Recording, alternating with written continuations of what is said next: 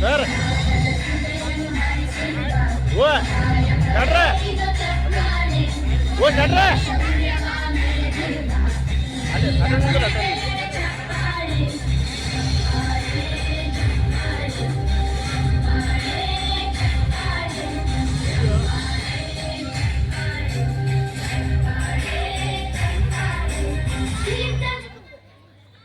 ಮಕ್ಕಳೊಂದು ಜೋರಾದ ಚಪ್ಪಾಳೆ ಬರಲಿ.